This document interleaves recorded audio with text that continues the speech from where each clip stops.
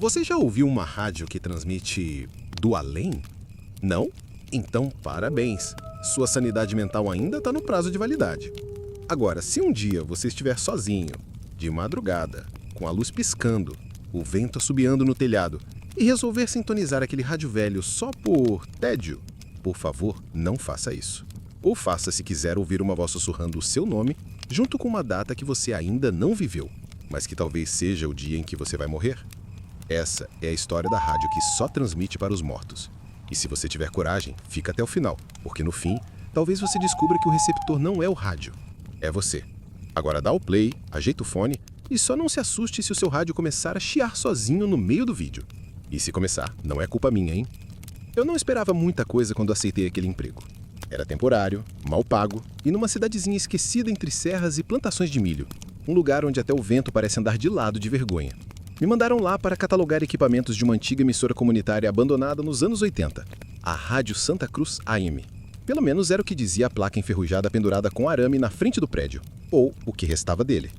Logo na entrada senti que tinha algo errado com o lugar. Não era só o cheiro de mofo, ou a sensação de que alguém me observava. Era o silêncio. Um silêncio denso, quase pegajoso, como se o ar tivesse prestes a dizer alguma coisa, mas pensasse melhor e se calasse.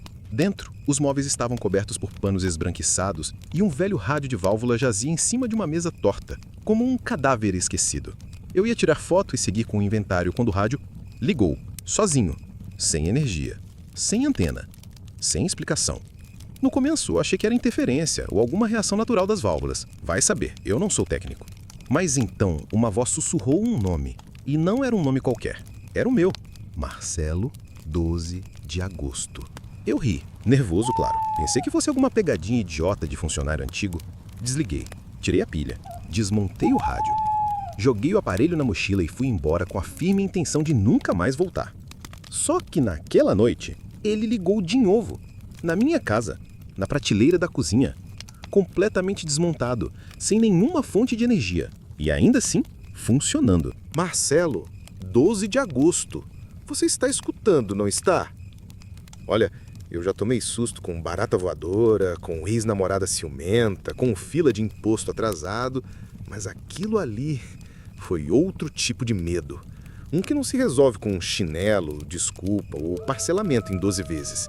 Era um medo ancestral, o tipo que faz você lembrar da própria fragilidade. Eu passei mal, suei, vomitei, liguei para minha mãe, ela riu. Isso é o que dá comer coisa fora de casa, meu filho. Só que não era comida estragada, era real. Nos dias seguintes, o rádio começou a falar outros nomes, sempre em noites de chuva, sempre em sussurros. Vozes diferentes, línguas diferentes, espanhol, francês, até algo que parecia russo. E sempre datas. Algumas antigas, outras futuras. Eu comecei a notar. Era uma mistura entre pânico e obsessão. Fiz planilhas, mapas, cruzamentos, e aí percebi, todos os nomes correspondem a pessoas que morreram na data exata que o rádio dizia. Inclusive, uma vizinha minha, Dona Teresa. O rádio disse, Teresa da Silva, 22 de junho. Ela morreu sozinha em casa naquela noite. Infarto. Aconteceu do lado da minha parede, enquanto o rádio sussurrava. Eu tentei jogar o rádio fora, enterrei ele no quintal, quebrei com um martelo, mas ele voltava, inteiro, limpo, às vezes até com cheiro de ferrugem fresca, como se tivesse acabado de sair da fábrica. E ele esperava, paciente, silencioso, até a próxima tempestade.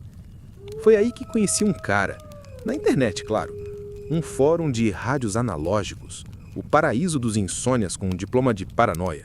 Um tal de usuário KNOX43 respondeu minha postagem. Disse que aquele tipo de rádio era uma portadora silenciosa, que não transmitia por antena, mas por eco de frequência residual espiritual. Basicamente um telefone sem fio para o outro lado. Eu ri, mas continuei lendo. Segundo ele, rádios como o meu são raros. Apenas 7 foram confirmados no mundo inteiro.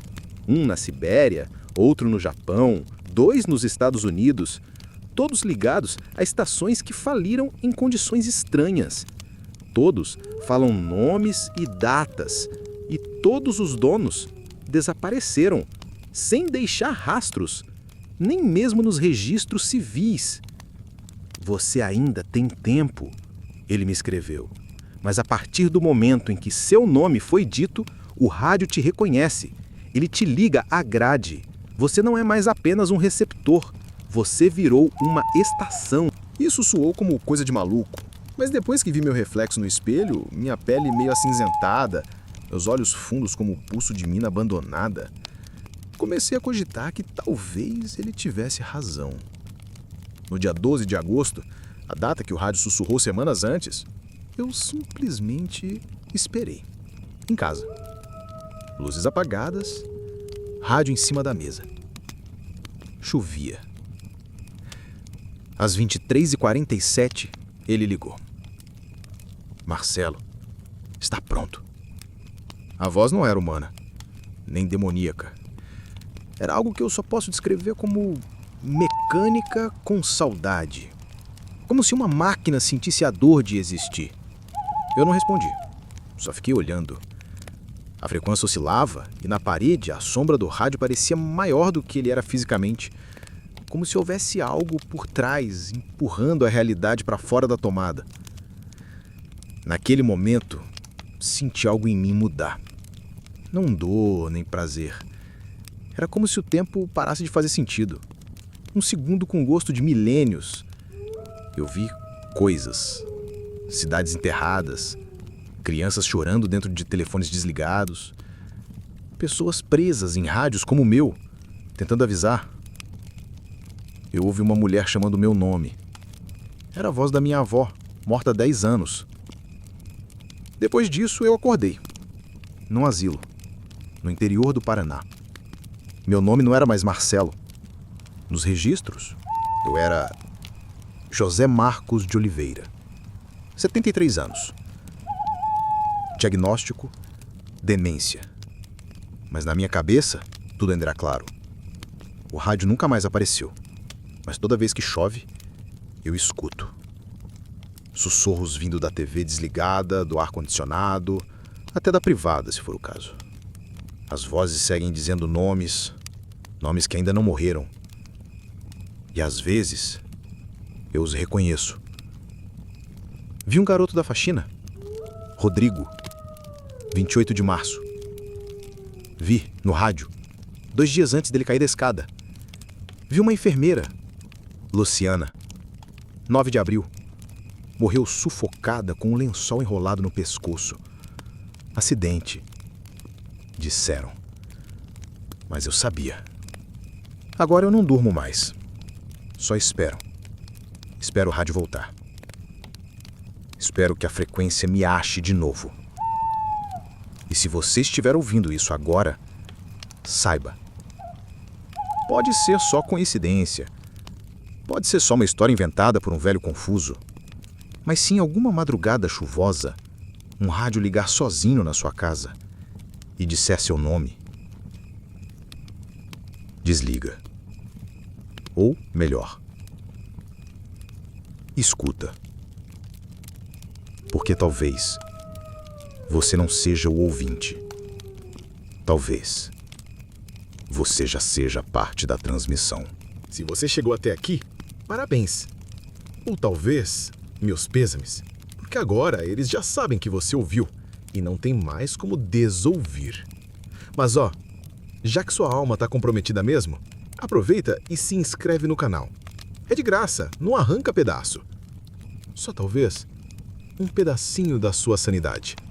Dá o like também, porque senão o rádio da sua avó pode começar a tocar uma voz estranha às 3 da manhã dizendo: por que você não curtiu, hã?